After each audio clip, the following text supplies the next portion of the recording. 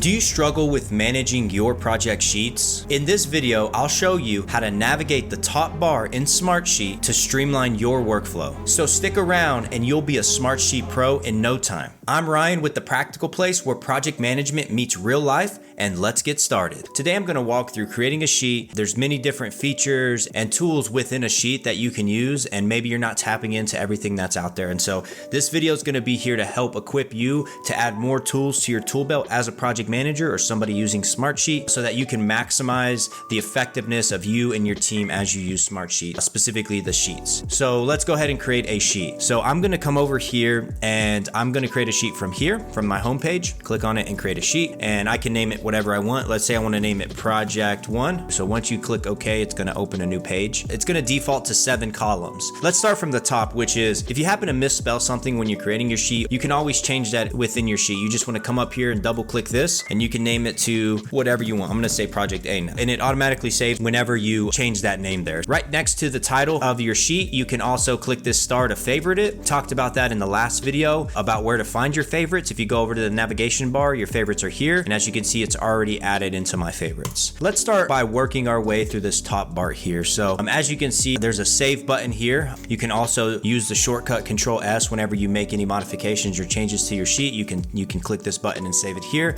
Let's say I want to just type something here, task, and I can save it. And now my project is saved. That's a way to save it. You can print your sheet from here. You can undo, you can redo from here. This button here is where you can change your view of the sheet. Smartsheet will default to grid view, which is typical spreadsheet view, what everybody's pretty much used to seeing. That's what you're gonna kind of operate in for the most part. If you click this button here, you're gonna see that there's a few different views you can use. So if you're working on a project with timelines and dependencies and things like that, where you need to measure and have a visual representation of a project timeline, you can use Gantt view. And as you can see here, this is a default sheet that I just created. I don't have any start and end dates, but for a Gantt view, that's required because it's going to visually show when a task or project starts and when it ends. Those are 2 needed columns for whenever you are using Gantt view there. Moving on, you have card view, and as you can see, I can't select that. So let's go over to the information button here, and it says that we need to add a drop-down single select option, a contact list or symbol column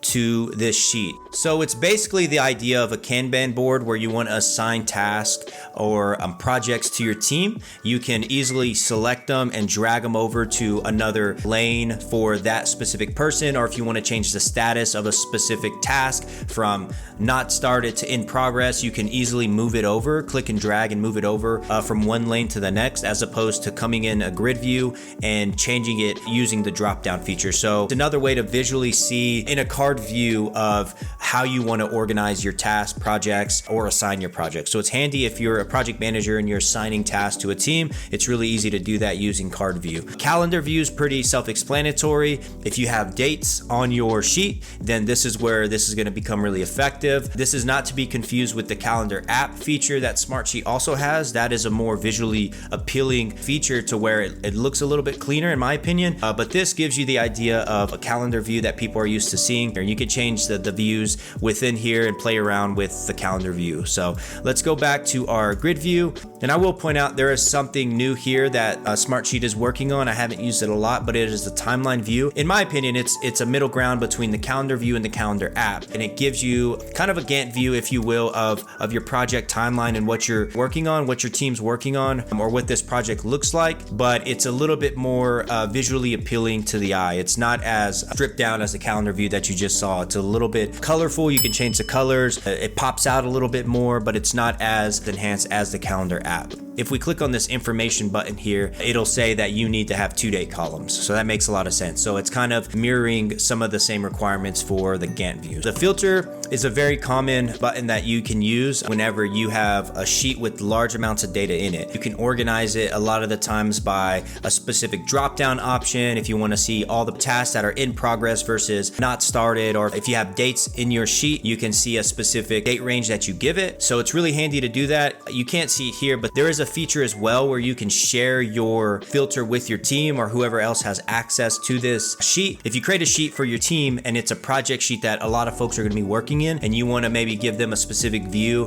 without having to teach them all the nuances of getting to that view, you can create the filter for them, share it, and anytime that they go to the sheet, they can use that filter as well by clicking on the filter button, and they'll see that it's a shared filter and they can use it for themselves. So it's really handy to do that. There's many different ways to filter out your data within your sheet, so it's really helpful to play with that and see how you can manipulate your data and view things in a different way. So that is the filter button here. These are the outdent and indent buttons. So if I want to start making child rows, let's say I have task 1 is in primary column, but then I have subtasks under that. So let's say subtask 1, and then let's go like that. So let's say I have 3 subtasks under my 1 task. It doesn't really reflect that those are related to task 1. It's really, you can see that now, but imagine if this was a project sheet with 200 rows and you had many different subtasks in one task, it would be kind of hard to interpret. So what you can do is you can highlight these 3 cells here, these 3 rows, and you can click the indent button. As you can see, it nests that under task 1. Here you can change the font. They have a few different options. If you wanted to change that for your project or for your specific needs, you can change the font size here. These are all basic font features here. So you can bold font if you want, you can italicize it, you can underline it, strike through, and then you can also fill the cells here. So it says background color. Let's say I wanted to make the parent row stand out.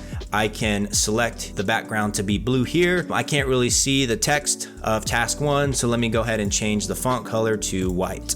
So now it stands out. So now you can see when I collapse all of these, it goes away, but whenever I expand them all, the subtasks aren't as prominent as the higher level tasks. The next section here is being able to format your cells. So there's different aligns, so you can align your cell content here. And here you have the wrap text. So let's say you have a long string of text here, secret code here that you don't understand, only I understand this. So let's say I select enter. As you can see, depending on the width of your column, the text is going to get cut off. But let's say you want all that text to be visible, because that would be really helpful. You can select the cell or cells or column that you want this to apply to, and you can select wrap, and as you can see, it broke up my text by spaces. Here you have clear formats, so you just want to clear all your formatting that you've already applied to all this. You can do that. If I wanted to come here, I could do that to this task 1, but I like that, so I'm going to keep that. I'm going to delete that. Here is the format painter, so if you want to copy format to another row or to another section, let's say I select this cell here, I select format painter, and I want to apply it to all 3 of these. See, it's going to apply that same format to everything below it or whatever I just selected. Let's get rid of that. So next we have the conditional formatting button. So this is really helpful because it helps you organize your sheet in a way that is automatic. And so you don't have to, like I just showed you, I colored the name of my task 1 and it pops out. But imagine if I had to do that on 200 different rows, that would be a nightmare. Conditional formatting helps automate this process by color coding or changing the formatting of any row, column, or specific cell that you want to do. So let me do this as an example. I'm going to create a drop-down menu option here. So let's say I want to add conditional formatting based on the product type. So what I'm going to do is I'm going to come here, I'm going to add a new rule. So the condition needs to be if column 2, which is where my product type is, if it's product A, I'm going to check that box, click OK. Then I want to apply this formatting. I want that to be green. So let's go to light green. I like that color. It's applying this all the way to the entire row. I don't want that. I just want it to be for that column. So I'm going to go to column 2 here, select OK. I want this to be yellow. So anytime that I do this now, it's going to conveniently change the color for me for all 3 of these options that I just selected. So as you can see, this is just a very easy example of how to use conditional formatting, but it's super powerful if you learn how to use it and apply the tool in a very applicable way. Next, we have a highlight changes feature. If you're working in a sheet that's collaborating with a bunch of different people, then this is really helpful because you can see at a glance what's happened in a specific date range that you give it. So let's click on it, and if we want to turn it on, we can see highlight the changes in the last hour. So I just started creating this sheet, so everything's going to be highlighted. What this does is it gives you a really quick glance at any changes. It'll highlight any changes made within the sheet. It doesn't tell you by who, but it'll tell you where a change was made. It defaults to an hour ago, but you can do within the past day, within just today. You can save your sheet to where this is always on, so anybody that looks at the sheet will see the recent changes. If that works for you in your workplace, then do that. It's a helpful tool if you want to see at a glance what's recently happened within your sheet. Moving on, this is the cell linking button. You can also access this by right-clicking and going to link from another sheet. Sheet. What this does is this helps you pull data from different sheets across Smartsheet that you're working in. This is really helpful for me when I'm creating a metric sheet. So let's say you have a source sheet times 5. Let's say you have 5 project plans, but you need to roll that data up into a dashboard at some point. You need to create a metric sheet that all this data pulls from, so it's all organized how you want it to be organized. A lot of times this is where cell linking will come in. So here you have the insert image button. If you wanted to put a sample image of a piece of literature you're working on and you want people to be able to just click on it on a specific row, you can do that here. It's a really convenient way to do that. Here you can insert a row. You can also right click over here and insert above or below, or you can just hit the insert key, and that's another way to do that as well. Here we can insert a column, same thing. You can insert a column here, and over to the right here we have our quick button. You can auto sum right here. If you click this, it's going to want to sum everything up here. So that's your auto sum button, just like you can see in Excel. If you want to drop down here, this is going to be your function section, if you will. If you wanted to start looking through functions and seeing what all Smartsheet had to offer, you can do that here, or you can just start to do an equal sign, start to type in the name of the function that you're going to use if you're familiar with how to use functions within Smartsheet. You can change the currency if you wanted to. If you're working with different types of currencies on a specific project, you can change it to a percentage. Here you can add the thousands format. So let's say here I just wanted to type in 1,000. It's not going to have any commas or anything like that, but if I wanted that, I can click on it and it's going to separate it by a column now, so that it's easier to read if you're